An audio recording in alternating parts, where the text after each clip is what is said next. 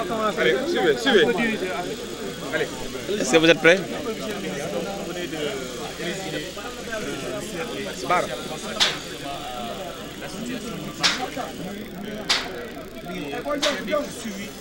D'une action concrète sur le terrain. Qu'est-ce que vous en pensez? Oui, nous sommes revenus ici à Diourbel sur instruction du chef de l'État, le président Macky Sall, et du Premier ministre, pour que nous puissions, avec les populations de Diourbel, avec les commerçants, avec tous les services techniques de l'État, apporter une solution diligente à cet incendie qui a ravagé le marché Ndoumbé Diop de Diourbel.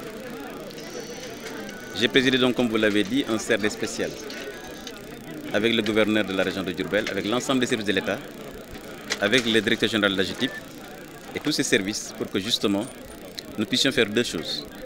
La première, c'est d'abord la réhabilitation immédiate de ce marché pour permettre justement aux commerçants de redémarrer leur activité. La deuxième décision que nous avons prise, c'est dans un comité technique qui sera présidé par le gouverneur, commencer à travailler sur le marché moderne ici à Diourbel, sur plus de 5 hectares, qui fera partie des projets du chef de l'État dans le programme modernisation des marchés au Sénégal. Et nous avons pris donc ces décisions qui sont extrêmement importantes. L'AGETIP est là aujourd'hui avec ses services et comme vous l'avez constaté, les engins sont sur place. Nous avons démarré les travaux donc déblaiement, mais également de nettoyage du marché. Mais surtout saluer cette synergie qui a été obtenue autour du gouverneur avec l'ensemble des services, notamment ceux qui sont chargés de la sécurité, de la santé, des sapeurs-pompiers, pour permettre justement à ce que le nouveau marché qui sera réhabilité puisse intégrer des bouches d'incendie, puisse intégrer des couloirs d'accès aux sapeurs-pompiers et permettre justement à ce que la sécurité des personnes et des biens puisse être vraiment préservée. Donc nous sommes vraiment dans une excellente dynamique et c'est pour moi vraiment l'occasion de remercier le gouverneur de la région de Diourbel, mais aussi remercier le directeur général de l'AGETIP qui a fait montre d'une très grande diligence depuis qu'on s'est vu lundi et il est là aujourd'hui avec ses services pour que nous puissions démarrer les travaux. Et pour dire simplement aux populations de Diourbel que le gouvernement est extrêmement sensible à ce drame, puisque vous savez que le marché est quasiment la seule source de recettes de la ville et la seule source d'activité économique de la région. Et donc le gouvernement a pris toutes les mesures et le Premier ministre nous a demandé justement, avec l'ensemble des services concernés, d'apporter une solution immédiate et diligente. Par rapport donc, à la prévention, il n'y a quasiment aucune bouche d'incendie dans le territoire communal. Par rapport à ça, l'appel pour lancer en dessous des populations. Oui, je crois que tout à l'heure, la SDE justement a annoncé dans le cadre de sa responsabilité sociétale de pouvoir identifier avec la mairie l'ensemble des points à risque et de pouvoir justement y installer des bouches d'incendie. Et je crois que ça a été noté parmi les recommandations. La Sénélec également aussi a pris les contacts qu'il faut pour que les câblages électriques puissent se faire également dans les normes. Et tout cela, c'est pour la sécurité d'abord des commerçants, mais ensuite la sécurité de leurs biens. Et je crois que ça a été bien accepté. Et la mairie s'est engagée vraiment à accompagner ces services pour que ce travail puisse être fait dans les règles de l'art. Monsieur le ministre, tey ñëw nga Njaareem muy sa ñaareelu yoon ñu di ñëw ci diirub ay bis tey lan lañ mën a tënk ñëw bi ak lan message ngay renvoyé wax Njaareem. waaw tey dañ fi ñëw pour ñaari tànk bi ñu premier ministre joxe tegtal pour ñu saafara ci li gën a gaaw lakk-lakk bi am fii ci marché Ndoumbé Diop ci Njaareem mooy ñu fexe tabaxaat marché bi nga xam ne lakk na pour may commerçant yi ñu mën a tàmbali seen liggéey ci lu mu gën a gaaw ndax ku nekk xam na ne Njaareem activité économique bi daanaka ci marché bi la tënku donc baaxoon na ñu jël matuwaay yooyu moo tax bi ñu ci waxtaanee ak sama naataango bi yor gouvernance locale muy Abdoulaye Diouf Sarr ci lañ jox tegtal AGETIP ànd ak gouverneur pour que AGETIP envoyé ay équipe am ñu commencé liggéey bi gis ngeen engins yi ñëw nañu tey commencé nañu nettoyer terrain bi pour commencer liggéey bi fii ak incha allah ay fan. talaata bii di ñëw dinañ defaat beneen CRD boo xam ne pour que ñu valider plan bi AGETIP di def pour que bu ñu ko valider maintenant di def en procédure d'urgence pour que liggéey bi du weesu ñeenti weer ñu tabaxaat marché bi waaye bu ñu tabaxee marché bi pare nañ dem nag ci marché bu moderne bu gën a yaatu boo xam ne ci plus de 5 hectares pour may justement waa Njaareem am marché bu mucc ayib marché boo xam ne lañ ci dugal mat juróomi milliards loo xam ne ci programme président Macky Sall la bokk nañ ko ci dugal mu nekk loo xam ne bu ñu ko tabaxee wax dëgg yàlla commerce fii ci Diourbel nañ ko def commerce boo xam ne commerce bu mucc ayib occasion la vraiment ma ndokkeel bu baax a baax sant gouverneur bu Diourbel ndax altine li fi ñëw tey mu def CRD bi sant également le directeur général de l'AGETIP bi nga xam ne dafa mobiliser équipe am pour que lii mën a am kon ñu ngi sant bu baax gërëm commerçant yi seen takkute gis nañ ñoo xam ne ànd ak dignité ànd ak vraiment honneur pour que li nga xam ne nattu la dal na leen ñu ngi la ci masso mais ñu ànd ci vraiment ak beaucoup de dignité loolu suñu koy saluer. wàllu kaaraange gis nañ ne sooxe nag ci benn bouche d'incendie daanaka boo xam ne sanctionné amul njaarim ak tamit appel bi ngay message bi ngay lancé à l'endroit des commerçants pour délai yi également ak taxawaay yoo taxaw pour jàppale ñi liggéey bi ànd.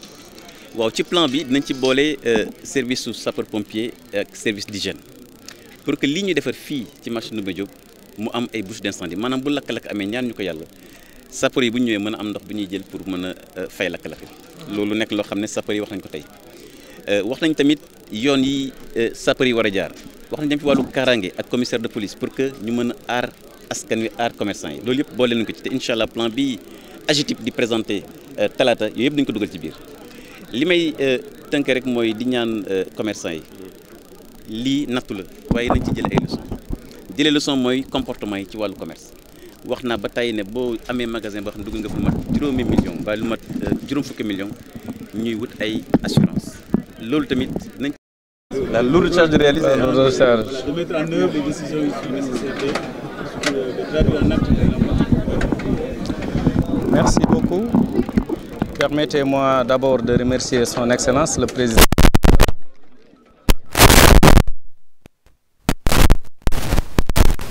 Une fois que des projets d'urgence ou des interventions d'urgence sont d'actualité, AGETIP est interpellé.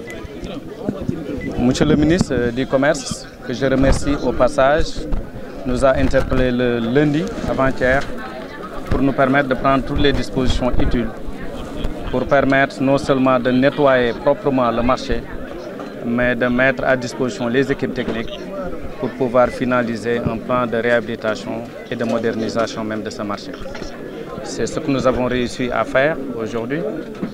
Le cabinet d'architecture est sur place, les ingénieurs sont là, une entreprise a été mobilisée pour nettoyer pour faire les travaux d'urgence et dans une semaine, je m'engage à revenir ici à Diourbel, présenter les plans vraiment de dernière génération que je pourrais appeler, mais aussi dotés de toutes les commodités de sécurité et de fonctionnalité.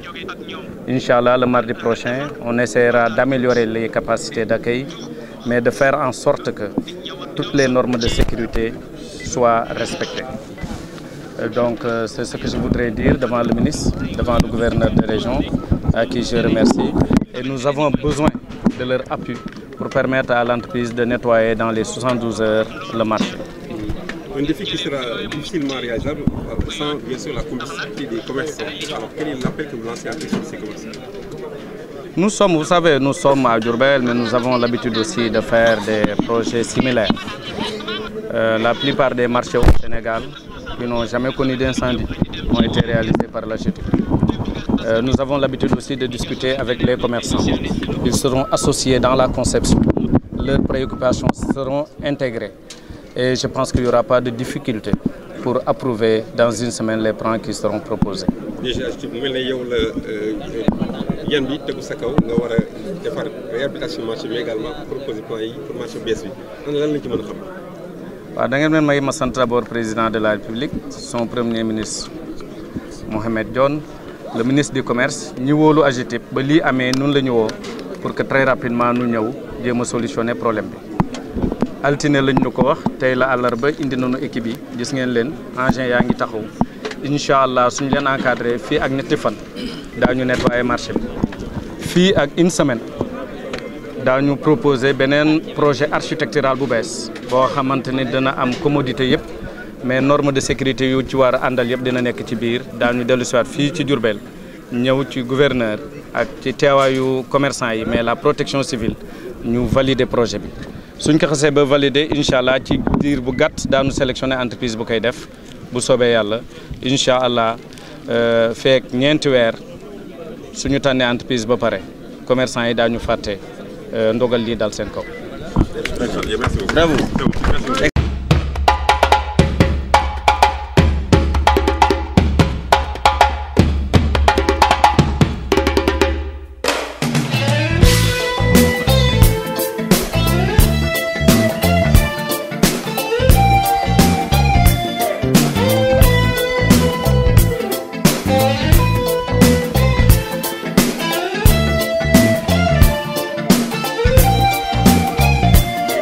Thank you.